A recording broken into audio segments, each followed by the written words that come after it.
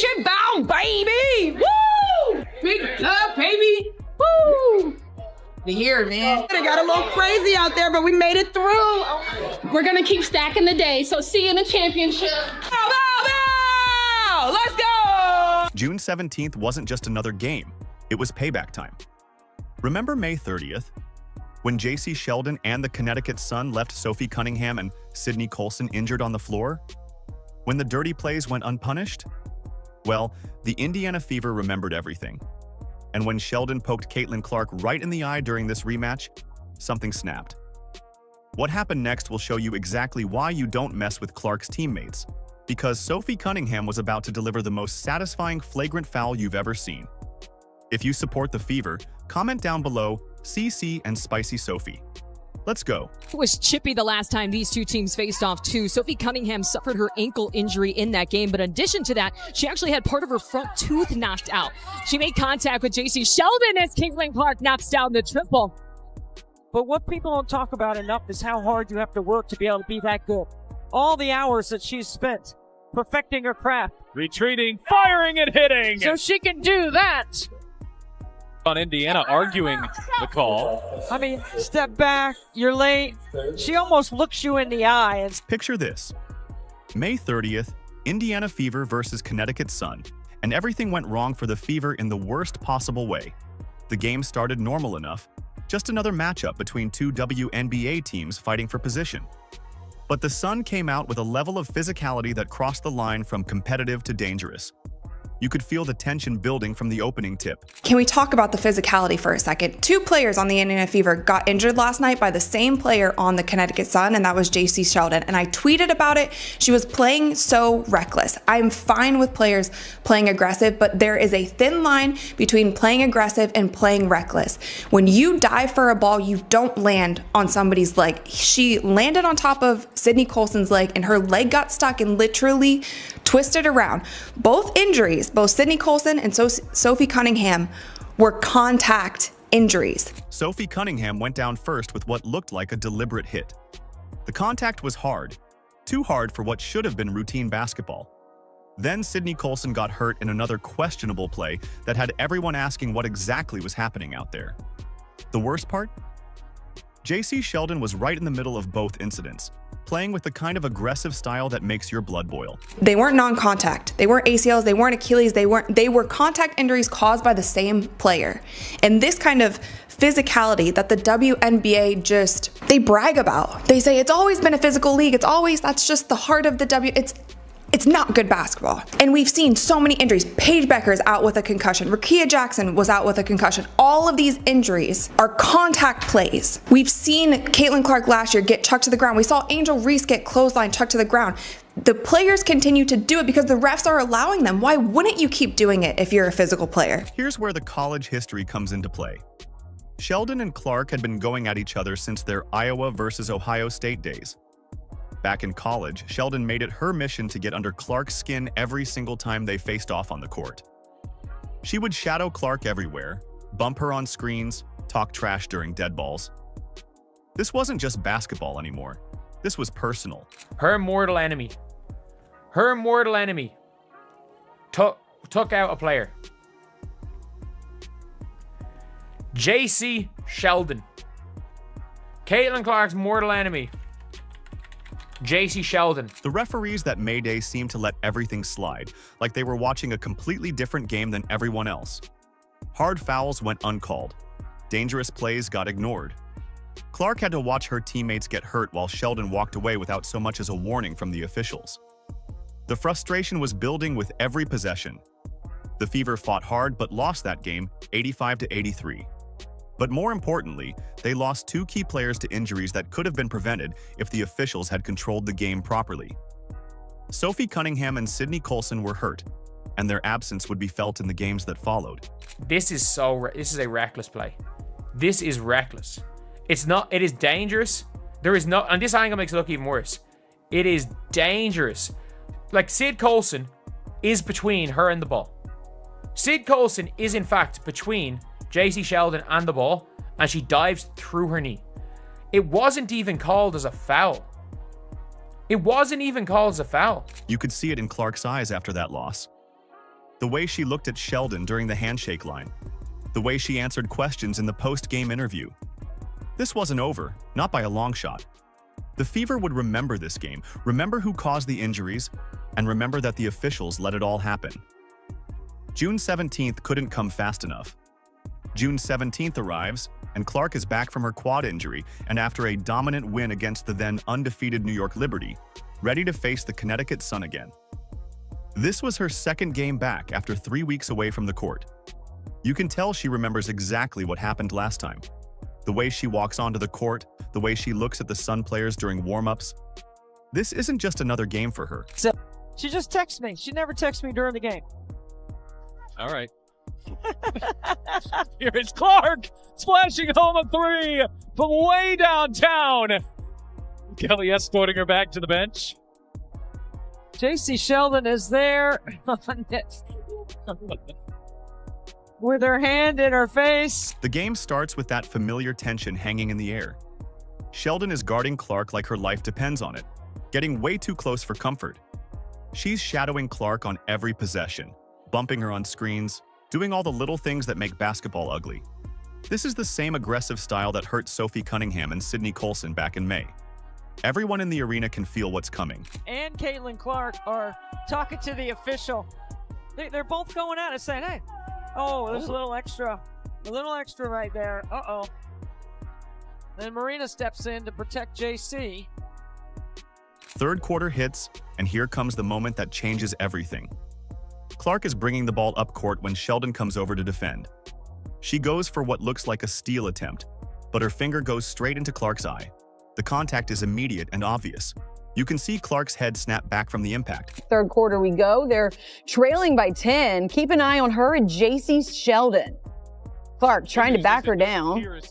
Clark is okay. Sheldon, that was Clark, hitting her in the face. Clark is upset about that. Then everybody's upset about that. Marina Mabrey comes in. She decks Clark, tempers flaring on both sides. Clark immediately grabs her face, and you can see the pain and anger mixing together as she realizes what just happened. She's squinting, trying to clear her vision. But you know she's thinking about more than just the physical pain. This wasn't an accident. This was the same player who hurt her teammates, now coming after her with the same dirty tactics that went unpunished before. Clark does what any competitor would do. She pushes back, literally pushing Sheldon away from her after getting poked in the eye. It's a natural reaction when someone just jabbed their finger into your eye socket. Any human being would react the same way. The crowd erupts because everyone saw what really happened, but somehow the referees are about to make this whole situation worse. I mean, is that displacement? I think it is. Oh, and Marina Mabrey is going to get ejected. If the officials saw that, Marina Mabrey is going to get ejected. Well, they're going to go and look at it. Look at Mabrey. She's got a scar on one side, a scratch on one side of her face, a scratch on the other side. It's not from the game today. I asked her about it. She's always in the mix. There's a lot of contact here.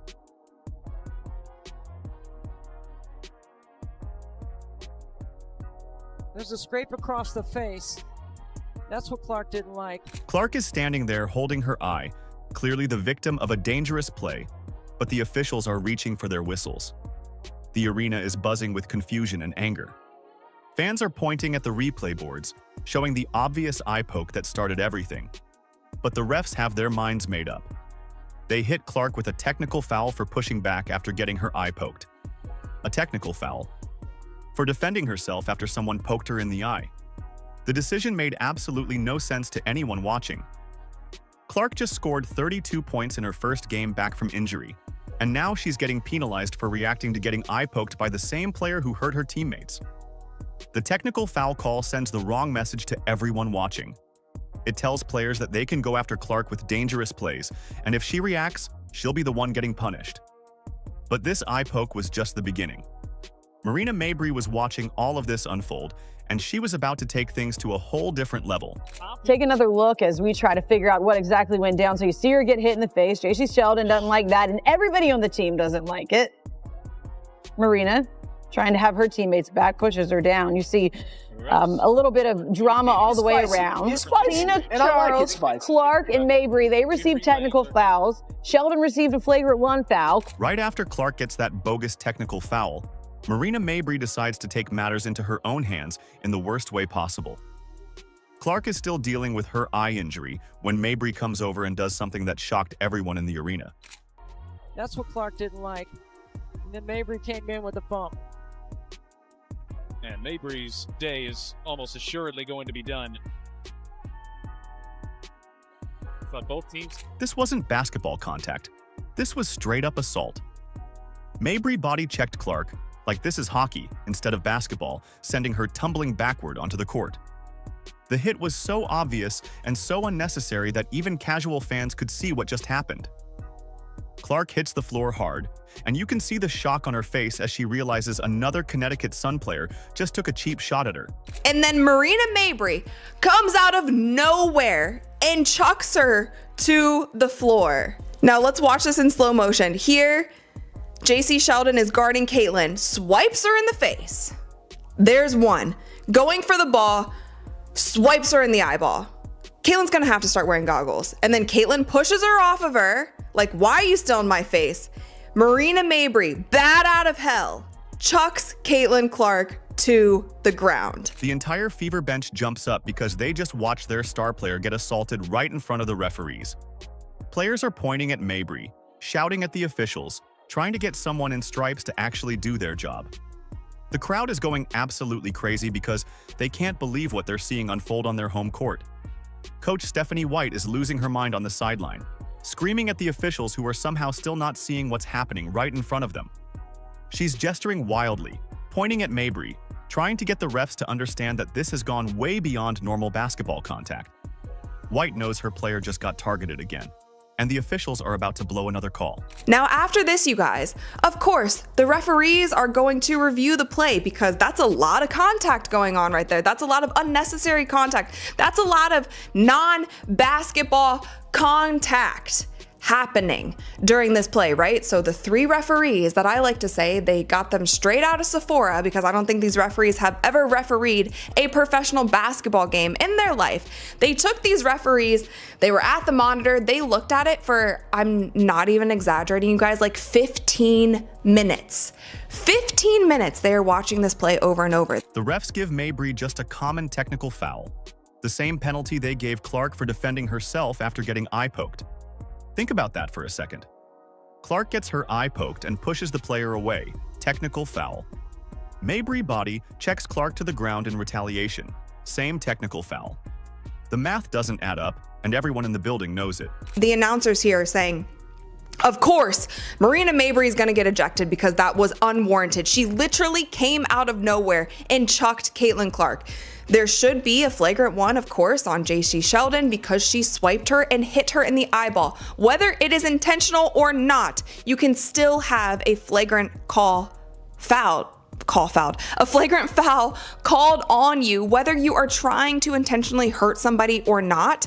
But this is what they called, you guys. This is what they called. Caitlin Clark, Marina Mabrey, Tina Charles were assessed with technical fouls on Tuesday. Caitlin, Marina, and Tina Charles. Technical fouls. That's it. Technical fouls. That's it. And Jacy Sheldon was assessed with a flagrant 1 foul, and no players were ejected. White goes off in the post-game press conference. When the officials don't get control of the ball game, when they allow that stuff to happen, and it's been happening all season long, this is what happens, right? She's had enough of watching her players get targeted while the officials stand around doing nothing. When the officials don't get control of the ball game, when they allow that stuff to happen, and it's been happening all season long. All season long. It's not just this game, it's been happening all season long. This is what happens, right? This is what happens. You've got competitive women who are the best in the world at what they do, right? And when you allow them to play physical and you allow these things to happen, they're gonna compete. And they're gonna have their teammates' backs. It's exactly what you expect, right? Out of fierce competition. So I started talking to the officials in the first quarter, and we knew this was going to happen. You could tell it was going to happen. So they got to get control of it. They got to be better. The message was crystal clear at this point. The officials weren't going to protect Clark, so her teammates would have to do it themselves. Sophie Cunningham was watching all of this unfold from the bench, and she was about to make sure everyone understood that nobody messes with her teammate. Final minute of the game, Fever is up big at 87-70, and Sophie Cunningham sees Jacy Sheldon with the ball one more time. The clock is ticking down, but Cunningham isn't thinking about the score anymore. She's thinking about May 30th when she got hurt. She's thinking about watching Clark get her eye poked with no real consequences. She's thinking about Marina Mabrey body checking her teammate to the ground. So now let's talk about Sophie Cunningham. At the end of the game, Jacy Sheldon is going for a fast break layup and Sophie Cunningham is running with her. And I remember in my head, like, it happened in a split second and I said, oh, let's see. Let's see what happens here. Cunningham remembers her own injury from that brutal May game. She remembers sitting on the bench hurt while Sheldon walked around like nothing happened. She remembers the officials letting everything slide while her teammates got targeted.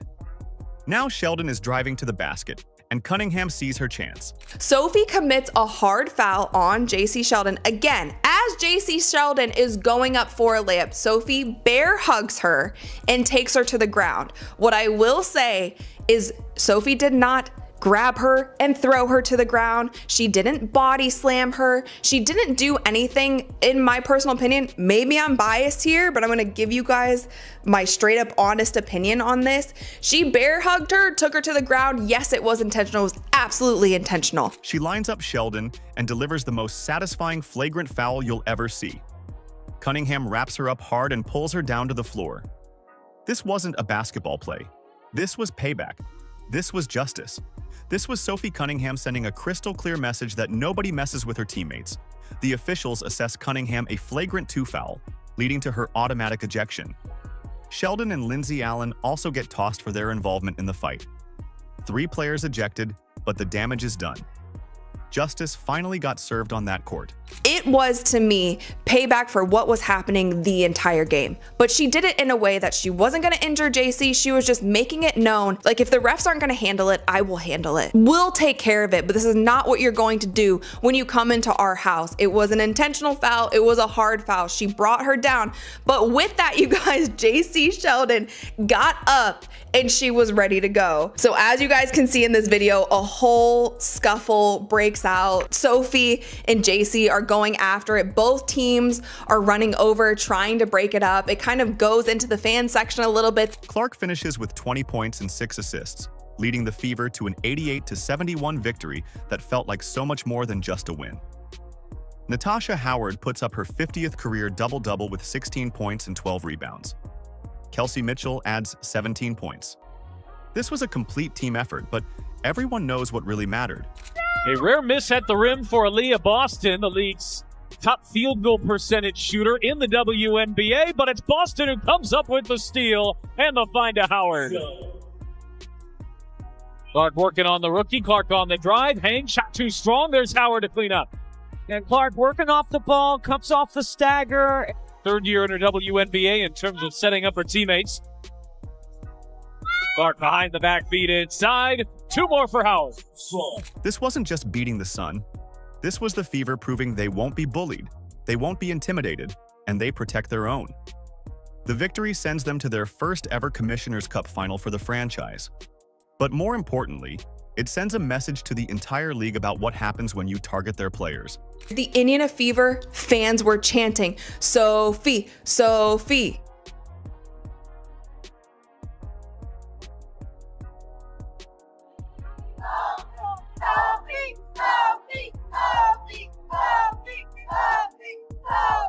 Sophie's jersey is gonna sell out tonight. She's gonna be in the All-Star game tonight just from this one play because she was standing on business. It wasn't a dirty play. It was an intentional foul and it was meant to send a message. It turned into a scuffle and I don't think anybody wanted that. The Fever got their revenge after that brutal May 30th loss. Clark got her justice after getting eye poked and body checked. Sophie Cunningham became a hero for standing up when it mattered most. Sometimes the officials won't protect you, but your teammates always will. That's exactly what happened on June 17th when the Indiana Fever showed the basketball world they're not backing down from anybody. Oh, and Clark just took it away. It's a 2-on-1. Clark, bounce pass, pretty fine, and Mitchell won't miss from there. This game proved that the Indiana Fever aren't just talented. They're a family that fights for each other when things get tough. When the officials won't protect their players, teammates like Sophie Cunningham step up and handle business themselves. That's what real loyalty looks like in professional sports. The Commissioner's Cup final awaits on July 1st against the Minnesota Lynx. After watching how this team handles adversity and stands up for each other, 2025 is looking brighter than ever for Fever fans. Remember this moment when people try to tell you that loyalty doesn't matter in professional sports. Sophie Cunningham just proved them wrong. If you support the Fever, comment down below, CC and Spicy Sophie. Like, subscribe, and turn on all notifications so you never miss out. Click the video on the screen, and we will see you in the next one.